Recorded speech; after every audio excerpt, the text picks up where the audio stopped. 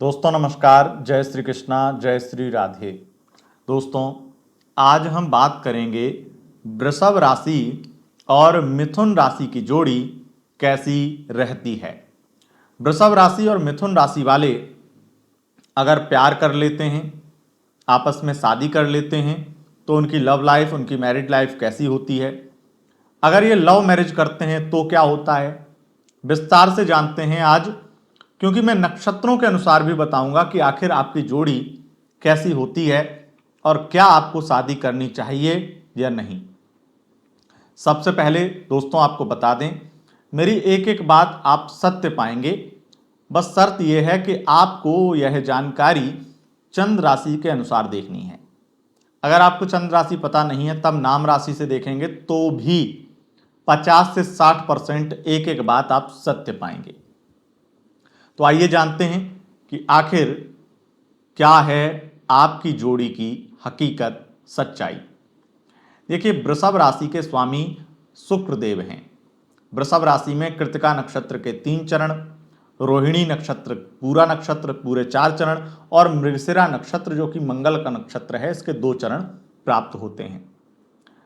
इसमें सबसे बड़ी चीज ये है कि शुक्रदेव जो आपके राशि के स्वामी हैं, कृतिका नक्षत्र सूर्यदेव जो कृतिका नक्षत्र के स्वामी हैं, रोहिणी के चंद्रमा स्वामी हैं और मृगशिरा के मंगल। तो ऐसे में शुक्र, सूर्य, चंद्र, मंगल 3 ग्रहों की एनर्जी से प्रभावित है आपकी राशि। इस वजह से आप लोग बहुत ही ज्यादा मेहनती भी होते हैं, श्रृंगार प्रिय होते हैं और हर प्रकार से अपने पार्टनर को पूरी तरह से अपने बस में रखना चाहते हैं, उन पे शासन करना चाहते हैं। इस तरह की स्थितियां दिखाई पड़ती हैं। और यहां पर यह है कि आपका केयर करना, आपका प्यार करना भी एक तरह से शासन होता है। सामने वाले को आप प्यार करेंगे, केयर करेंगे, सब कुछ देंगे उसे, लेकिन उस पर अधिकार भी हद से ज्यादा जताते हैं आप। और मिथुन राशि का जो स्वामी है वो बुध है। बुध युवराज माने गए हैं। जो ग्रहों की संख्या प्राप्त है, ग्रहों के मंत्रिमंडल में बुध को वो युवराज की संख्या प्राप्त है, युवराज का स्थान प्राप्त है। तो युवराज और गृह मंत्री, फाइनेंस मिनिस्टर, मंत्री का पद मिला है शुक्रदेव को। ये जब एक साथ रिलेशनशिप में आते हैं तो शुरुआत में रिलेशनशिप में बहुत रोमांस, बहुत ऐश और आराम, एक दूसरे के साथ में ऐसा लगता है कि दोनों एक दूसरे के लिए ही बने हैं, लेकिन वो कुछ समय के लिए। जब मिलेंगे एक दूसरे को बहुत अट्रैक्ट करेंगे, क्योंकि मिथुन राशि के अंदर बुध इसके स्वामी हैं। इनकी कुछ आदतें इतनी ज़्यादा अट्रैक्टिव होती हैं कि वृषभ राशि को देखते ही लगता है कि ये व्यक्ति कितना अच्छा है या इसके अंदर ये खूबी है। बहुत सारी खूबियाँ दिखने लगती हैं, क्योंकि इसमें आर्द्रा नक्षत्र आता है मिथुन राशि के अंदर, राहु उसके स्वामी हैं, इसलिए इनके अंदर बहुत ज़्यादा क्रिएटिविटी होती है, बहुत ज़्यादा अक्लमंदी होती है, बुद्धिमान बहुत होते हैं, समझदार भी होते हैं और थोड़े नटखट भी होते हैं, बचपना भी होता है जिसे हम क्यूटपन बोलते हैं। तो उस चक्कर में वृषभ राशि वाले बहुत ज़्यादा पसंद करते हैं इन्हें और इनके साथ रिलेशनशिप में आ जाते हैं। शुरुआत में बहुत रोमांस, बहुत प्यार, उस तरह की स्थितियाँ दिखाई पड़ती हैं, एक दूसरे के लिए बहुत ज़्यादा कुछ करते हैं, बहुत सारी चीज़ें दिखाई पड़ती हैं। लेकिन इस जोड़ी में, क्योंकि मिथुन और वृषभ दोनों का संबंध द्विर्द्वादश का है, द्विर्द्वादश में क्या होता है कि वैचारिक मतभेद बहुत होते हैं। तो कोई किसी के लिए कुछ भी करे, कितना भी प्यार दे, लेकिन जब बात विचारों की होगी, जब बात किसी प्रकार के निष्कर्ष की होगी, जब किसी डिसीजन की होगी, तो ये फंसेंगे, ये परेशान होंगे और एक दूसरे को बहुत ही ज़्यादा बुरी तरह से टॉर्चर करेंगे, लड़ेंगे, झगड़ेंगे, बहसबाजी में बहुत ज़्यादा इन्हें देखा जाता है। मतलब एक बोलेगा पूरब तो एक बोलेगा पश्चिम। एक बात पे अगर कोई तैयार होगा तो निश्चित रूप से किसी एक का चेहरा लटका हुआ नजर आएगा। मान लो अगर बोल दिया रिलेशनशिप में आने के बाद में कि आज हमें मूवी देखने चलना है, एक ने बोला, वृषभ वाले ने बोला कि मूवी देखने चलना है, वृषभ वाला बोल रहा है कि मूवी देखने चलना है, पर मिथुन राशि वाला बोल रहा है नहीं, मुझे आज मेरा मन नहीं है, मुझे काम बहुत है, मैं नहीं जाऊंगा। तो इस चक्कर में अब बहस हो जाती है शुरू। या फिर ऐसा हो गया कि मूवी देखने जाना है तो इस थिएटर में जाना है या इस मॉल में जाना है इस तरीके से, या इस सीट पे जाना है, यहां पे पैसा बचाना है, इस तरह की चीजें होने लगती हैं। और इसी बहसबाजी में होगा तो वही जो वृषभ वाला चाहेगा, पर मिथुन वाला चेहरा लटका लेगा और फिर वृषभ वाले का मन करेगा कि इससे अच्छा तो घर पे ही बैठे रहते, कहां से कहां आ गए। तो मूवी देखने का भी मन नहीं होगा। और पहली बात, अगर वहां पे सीट पे बैठ गए जाकर के, तो हो सकता है कुछ देर बाद लड़ झगड़ के वापस मूवी अधूरी छोड़ के आ जाएं। इस तरह की स्थितियां बन जाती हैं। तो ये वैचारिक मतभेद की वजह से होता है जो लव रिलेशनशिप में प्रॉब्लम क्रिएट करता है। पर ये प्रॉब्लम जब ये लोग लव मैरिज कर लें, शादी कर लें, तो मैरिड लाइफ में बहुत बड़ी प्रॉब्लम बन जाती है वृषभ राशि के लिए, क्योंकि उसके बाद में फिर वृषभ की ये चलने नहीं देते हैं मिथुन वाले। शादी करने के बाद स्पेशली अगर लड़की है तो बिल्कुल चलने नहीं देगी, और चलने नहीं देगी तो रोज कुछ ना कुछ तनाव होगा, तांडव होगा, घर में कलेश होगा। देखिए, मृगशिरा नक्षत्र के 2 चरण आते हैं मिथुन राशि में, जो कि मंगल का नक्षत्र है, और आद्रा नक्षत्र पूरा नक्षत्र आता है जो कि राहु का नक्षत्र, और पुनर्वसु नक्षत्र के 3 चरण आते हैं जो कि गुरु का नक्षत्र है। अब इसमें स्थिति ये देखी जाती है कि अगर वृषभ राशि का, चाहे वो लड़का हो या लड़की, रिलेशनशिप में खास करके अगर आ गए, तो यहाँ पर शुरुआत में तो रिलेशनशिप में तो नॉर्मल झगड़े बहस होंगे, क्योंकि एक दूसरे के साथ बहुत ज़्यादा टाइम स्पेंड करेंगे नहीं, बहुत ज़्यादा तो 24 घंटे तो एक साथ रहेंगे नहीं सालों साल।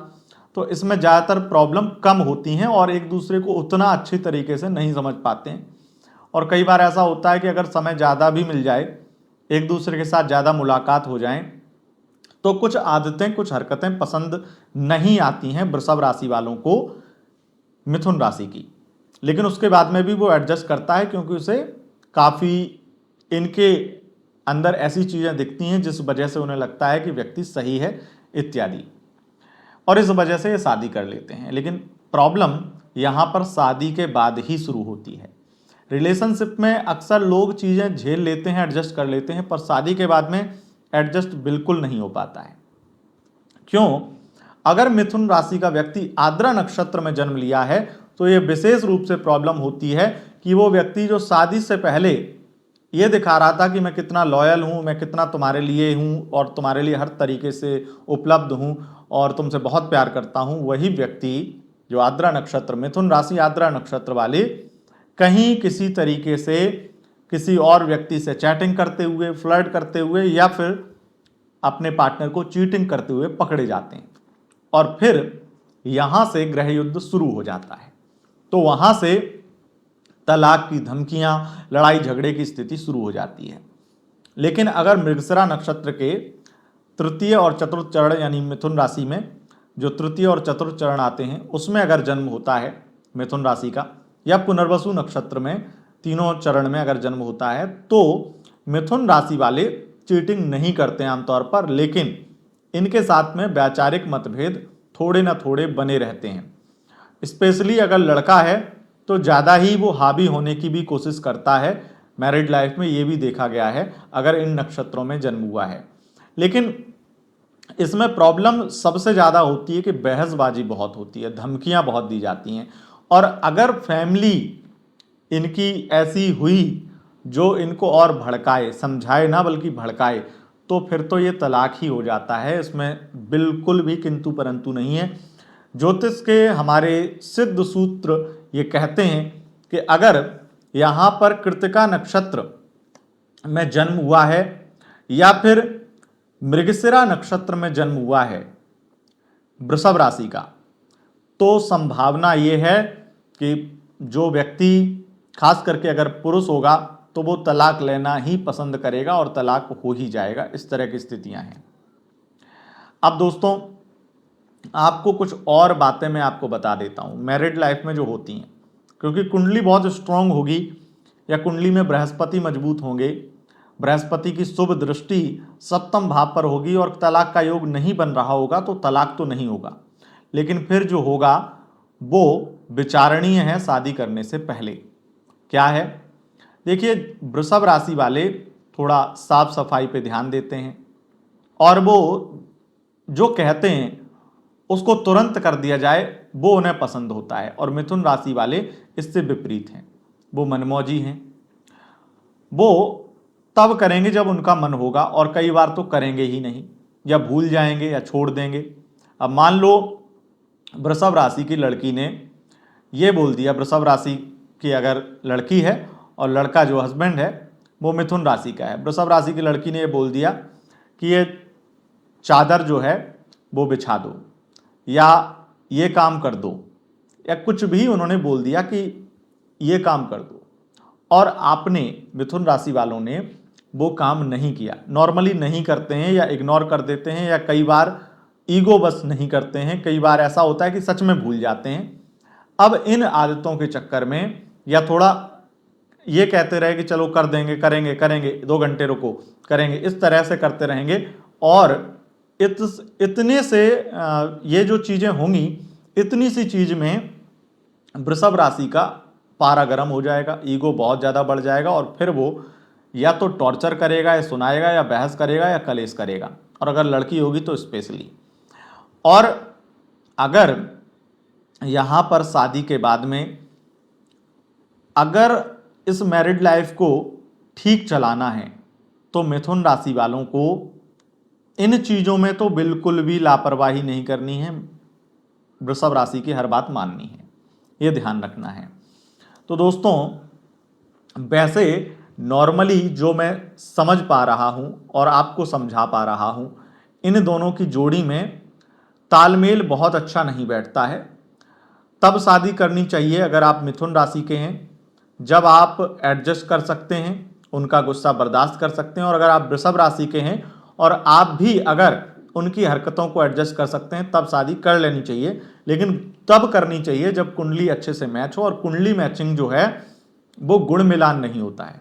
गुण अगर आपके 36 के 36 भी मिल जाएं तो भी आपकी शादी करना व्यर्थ होगा अगर आपकी कुंडली में तलाक योग है, अगर आपकी कुंडली में लॉयल्टी भंग योग है, अगर आपकी कुंडली में किसी प्रकार के आपके पार्टनर के मिलान में व्यभिचार योग है, तो इसमें ज़्यादातर चांस है कि आपका पार्टनर आपको चीट करेगा और वो तलाक का कारण बनेगा। और अगर तलाक नहीं होगा तो सिर्फ कलेश होगा और आपको रोना पड़ेगा। दोनों ही रोते हैं, कोई आंसू दिखाता है तो कोई आंसू छिपाता है, पर दिल तो आपका रोता ही है। इसलिए कुंडली मिलान करके शादी करना ही बेस्ट डिसीजन है। नॉर्मली मैं आपको बता दे रहा हूं, अगर आपकी कुंडली में तलाक योग है, और तलाक योग बहुत अलग अलग दिशाओं से देखा जाता है, अलग अलग तरीकों से देखा जाता है, पर नॉर्मली अगर शनि मंगल राहु का संबंध बहुत अधिक मात्रा में पीड़ित होकर के बन रहा है सप्तम भाव से, और सप्तमेश पीड़ित है इन ग्रहों से, तो आपको शादी नहीं करनी चाहिए। आप रिलेशनशिप में बिल्कुल ठीक भी चल रहे हो तब भी आपको शादी नहीं करनी चाहिए। बाकी आप कितनी बातें रिलेट करे हैं कमेंट करके ज़रूर बताएं, और आप और आपके पार्टनर के बीच में आपके साथ में क्या क्या होता है, एक एक बात या तो लिखें या आप ये कह दें कि कौन सी बात आपके साथ 100% मैच हो रही है, कमेंट करके ज़रूर बताएं।